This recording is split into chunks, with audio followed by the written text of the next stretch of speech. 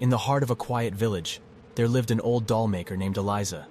She was a recluse, rarely seen outside her small cottage, except when she attended the village market to sell her exquisite handcrafted dolls.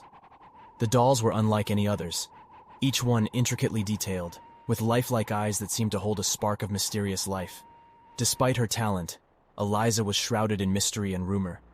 Villagers whispered that she possessed the ability to infuse her dolls with the souls of lost children, giving them a semblance of life.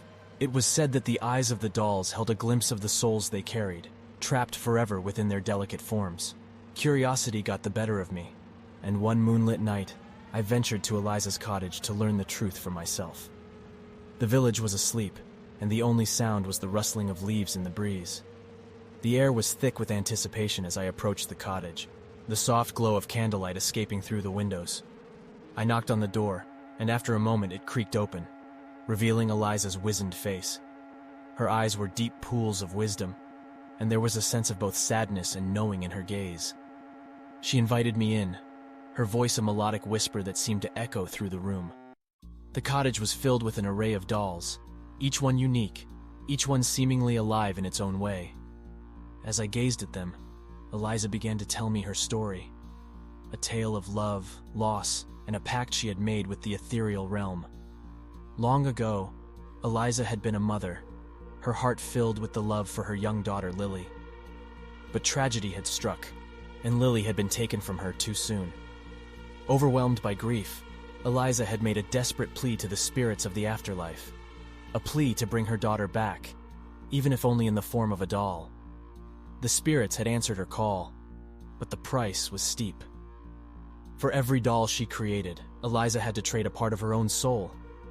The dolls became vessels for lost souls, bound to the mortal realm through her craftsmanship and her own sacrifice.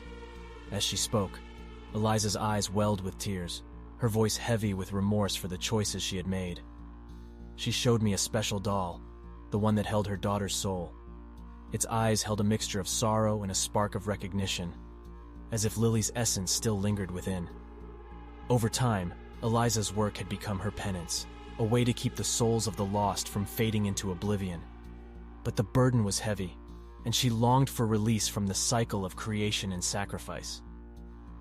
As I left Eliza's cottage that night, I couldn't shake the weight of her story. The dolls that once seemed enchanting now held a bittersweet allure. I thought about the souls trapped within those delicate forms, their stories forever intertwined with Eliza's.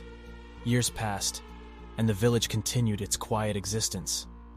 Eliza's cottage remained untouched, her dolls becoming more and more rare at the market. It was said that her own soul had grown so fragmented that she had become a mere whisper in the wind. One day, as the sun set and painted the sky in hues of orange and pink, Eliza's cottage vanished without a trace. The dolls she had created, the vessels of lost souls, had disappeared along with her. The villagers spoke of a sense of emptiness that settled over the village, as if a piece of its history had been erased. To this day, no one knows what became of Eliza and her dolls. Some say that she found redemption and release, while others believe she and her creations became one with the ethereal realm. Whatever the truth, the story of the forgotten dollmaker lingers, a haunting reminder that even the most beautiful creations can carry a burden too heavy to bear, and that the ties between the living and the afterlife are more complex than we can ever comprehend.